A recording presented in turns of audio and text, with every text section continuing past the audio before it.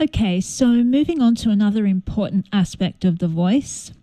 Would you believe me if I told you that Communist Party members in Australia have been working with Indigenous activists since 1920? Well, this is not a conspiracy theory. The evidence is well documented, and this is what we're going to explore next. Now, you might be someone who doesn't really know what Marxism or communism is, or what form it takes in the modern world. In 2023, what does it look like?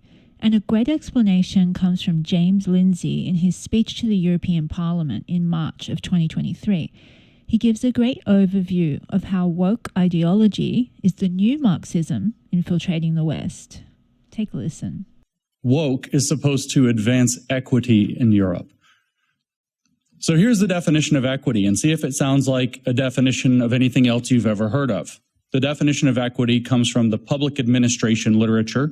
It was written by a man named George Frederickson.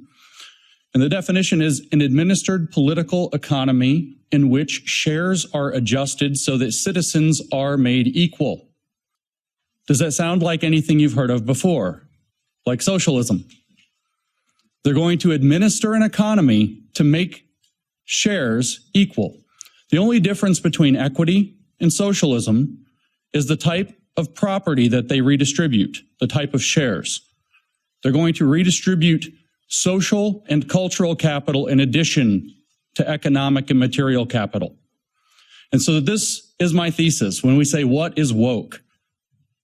Woke is Maoism with American characteristics, if I might borrow from Mao himself, who said that his philosophy was Marxism, Leninism with Chinese characteristics, which means woke is Marxism. And it's a very provocative statement.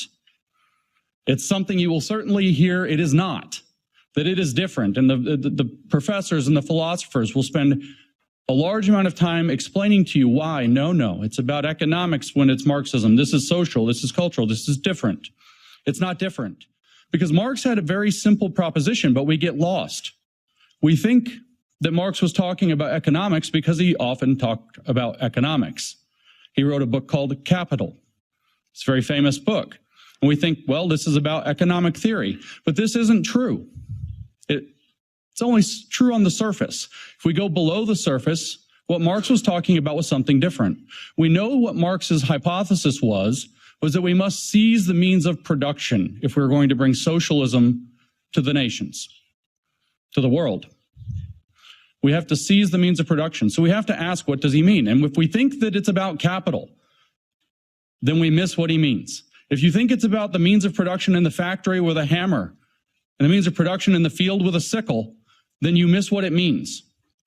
Because Marx explained what makes human beings special in his earlier writings. And what makes human beings special is that man is a being that is incomplete and knows that he is incomplete. He is a man whose true nature has been forgotten to him, which is social being. He is a socialist at heart who doesn't realize it. How is history produced? By man doing man's activity, and man's key activity was economic activity, as he saw it. And so economic production doesn't just produce the goods and services of the economy, it produces society itself. And society in turn produces man. He called this the inversion of praxis. And so when he says we must seize the means of production, and he's talking about factories and fields, he's actually talking about how we construct who we are as human beings so that we might complete ourselves, so that we might complete history.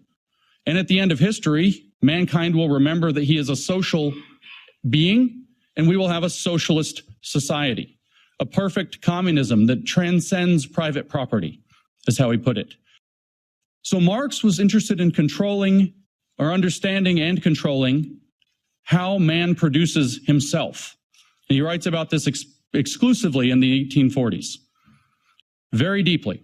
How do we do this? And he looks at the economic conditions and he says, this is where it is. And that's why we get economic Marxism. And that's why we think Marx was an economist. But Marx was never an economist. He was a theologian. He wanted to produce a religion for mankind that would supersede all of the religions of mankind and bring him back to his true social nature. And this is the true fact of Marx. And what the goal was, like I said, is to complete man. So what he said is, well, how are we building man currently? All of his economic analysis is about how are we building man at present through what he called material determinism. And he said, well, what we have is a special form of private property in our society. Our society is organized around private property. And so all of our thoughts organize around private property. In other words, there's a special kind of property that the bourgeois elite class has access to, and then they organize society to exclude everybody else from access to that property through exploitation, through alienation, through estrangement, through oppression. And so what Karl Marx was proposing is that economics becomes a vehicle to separate society into a bourgeois class that has access to a special form of property. The people who have access wish to retain that, so they oppress people and keep other people out of that special form of property. They erect a system of classism to do that. It's enforced by an ideology called capitalism that believes that this is the right way to engage in the world. And what we have to do is awaken the underclass, the proletariat, to the real conditions and the fact that they are historical agents of change, and bring them to do a revolution and transform society so that we would have equity or socialism, whichever word you want. They have the same definition. Now, let's say that we step out. We step back from this species, this economic species, Homo economicus, and we step back to the genus, and we look at this idea, a special form of property that segregates society into people who have, the bourgeois, and the people who do not have, who are in class conflict with an ideology that keeps this in place. And the underclass must awaken with consciousness to fight back and to seize the means of production of that form of deterministic property. And now we say, change out class, put in race. And watch, we get critical race theory falls out of the hat, just like that. Very simple. In 1993, Cheryl Harris wrote a long article for the Harvard Law Review called Whiteness as Property. She explained that whiteness, or white privilege, constitutes a kind of cultural private property. She says it must be abolished in order to have racial justice. Just like Karl Marx said that in the Communist Manifesto, he wrote, communism can be summarized in a single sentence, the abolition of private property. Well, this is why critical race theory calls to abolish whiteness, because whiteness is a form of private property. What about post-colonial theory, which is plaguing Europe, thanks to Frantz Fanon and his biggest European fan, Jean-Paul Sartre? What about this? Well, it's the same. You have the West as the oppressor. They have access to the material and cultural wealth of the world because they've decided their culture is the default and have gone and colonized the world to bring culture to the world, as they say. And so the oppressed, the natives around the world, the people have to band together, and their activity is going to be called decolonization. They have to remove every aspect of Western culture. So when they come to Belgium or they come to France or they come to the United States and they say we're going to decolonize the curriculum, or they go to the UK and say we're going to decolonize Shakespeare, this is what they mean. We're going to remove the cultural significance of your cultural artifacts because those cultural artifacts themselves are oppressive to us. This is the same system. It's another species in the exact same genus. And that genus is Marxism, which is a way of thinking about the world. And the goal is always to seize the means of control of the production of man and history and society. Marx merely believed it was through economic means. Now it's through socio-cultural means. The evolution into this sometimes called Western Marxism began in the 1920s. We had a Russian Revolution in 1917, and this did not happen in Europe. And the Marxists in Europe were confused. And so Antonio Gramsci sat down and wrote out some things, and George Lukács sat down and wrote History and Class Consciousness after the failure of the revolution in Hungary. And they wrote what became cultural Marxism. The idea that we have to enter the cultural institutions in order to change them from within, because Western culture has something about it that's repelling socialism. So we have to go inside and change the culture to make it socialist. Now, you aren't allowed to talk about cultural Marxism now. They've categorized this as a conspiracy theory. They say that it is anti-Semitic. This is not true. Antonio Gramsci wrote books. George Lukács wrote books. You can read those books. They have a philosophy. If they don't like the name cultural Marxism, we can use the name that other people at the time used, Western Marxism.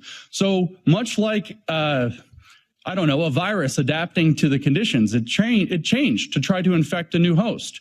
It worked in feudal societies. Marxism took over in Russia. It took over later in China. It took over in all of these kind of agriculturally driven feudal societies, but it wouldn't work in actual capitalist nations because Marx was wrong. And Herbert Marcuse, writing in the 1960s, said extremely clearly, this writing in 1969, not only did he say capitalism delivers the goods, gives people a good life, makes them wealthy and comfortable and happy, he also said that the working class is no longer going to be the base of the revolution because of these things. In other words, we don't have to be responsible to the working class anymore, which opens up the ability for Marxists who are seeking power to make friends with the corporations. The bosses are no longer the enemy, they're an opportunity.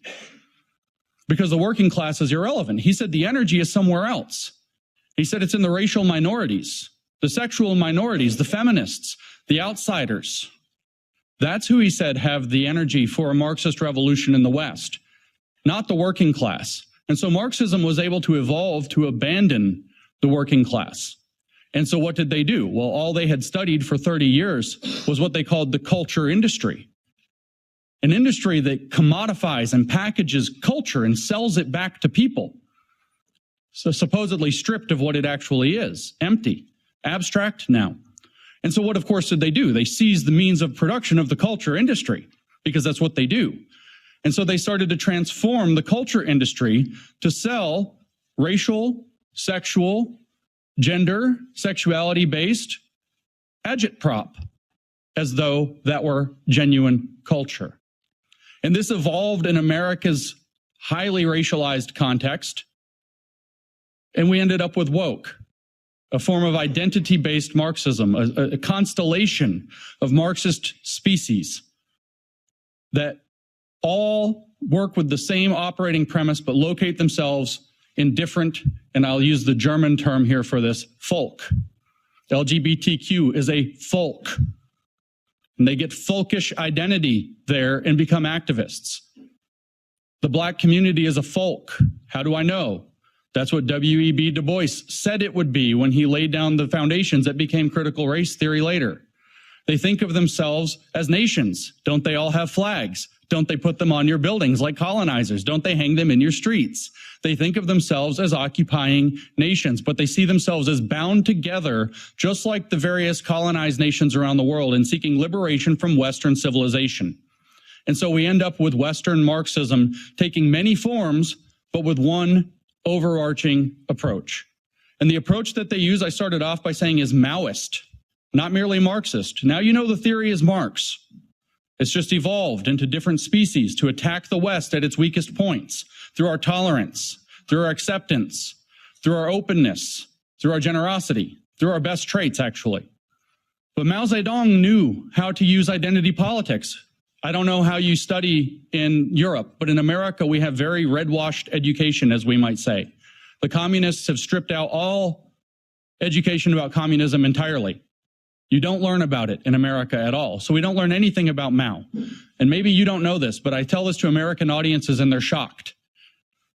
Mao used identity politics. He created 10 identities in China. 5, he labeled red for communist. 5, he labeled black for fascist. And he categorized people into these identity categories. What they are doesn't really matter. Of course, they were communists. They were things like landlord and rich farmer and things like this. Right-winger is a bad category in and of itself, by the way. Conservative, all of them, bad. Bad influences, that's another one. You could be a bad influence for just thinking the wrong thing or saying the wrong thing at any time, or because the government decides it doesn't like you. These are the bad categories. And if you have a bad category, very importantly, your children have a bad category by default. So they create a social pressure for your children to identify as revolutionaries, at which point they get a red identity, a communist identity, a good identity. And they get rewarded for it. And the youth led the revolution in China because Mao did this, identity politics through the children in the schools. This should feel very uncomfortable to you. Because here we have, at least in the United States, we tell our children being white is bad. Being white is oppressive. You automatically hurt people of other races by your very existence. There's a reason for this. It's the same program that Mao Zedong used to radicalize the youth in China. The only thing different is the identity categories have shifted. It's Maoist cultural revolution with American characteristics, and it's being exported to Europe. And just like how critical race theory has come to Europe, even though it doesn't make sense, it will come to Europe, whether it makes sense or not, and you will have a cultural revolution here too. You guys even had a kind of offshoot one in 2020. George Floyd dies in Minnesota, which has nothing to do with you. And you guys have statues coming down in Europe. Total nonsense. It doesn't matter, though. The point is to destroy Western civilization from within using Maoist techniques. One last point about Mao to kind of drive that point home. Mao said in 1942 that his formula to transform China was called unity, criticism, unity. First, you try to create the desire for unity. Then you criticize people for not living up to that. Then you bring them into unity under a new standard. Does that feel like what you're being put through? But the words are different. We use words like inclusion and belonging. We'll have a place where everybody feels like they belong. We just want to have an inclusive space. But unfortunately, you have racist ideas and you have to criticize we have to criticize you for those. You need to criticize yourself for those. You need to go study shuishi in Mandarin, exactly like Mao said.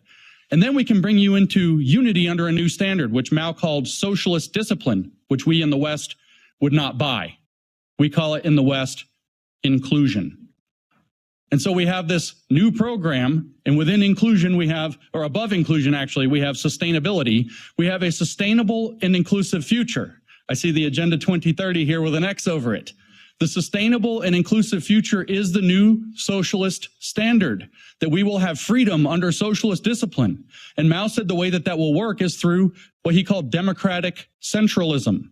We call that stakeholder capitalism. And my shot at the World Economic Forum is taken because it's one of the things coordinating this. My shot at the United Nations is taken because it's one of the things that's coordinating this. So woke is Marxism. It's advancing through Maoist cultural revolution. It's using Americanized identity categories. And while some of those will not work in Europe, I guarantee you the colonial aspect will. They will find your weakness. They will adapt the theory to fit because it's like a virus that will evolve to its host. And Europe is at great risk.